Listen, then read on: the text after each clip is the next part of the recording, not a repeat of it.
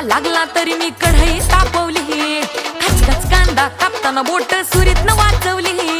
हाताला चटका लागला तरी मी कढई तापवली, तुमच्यासाठी स्पेशल केवढं बाय मी सोसल.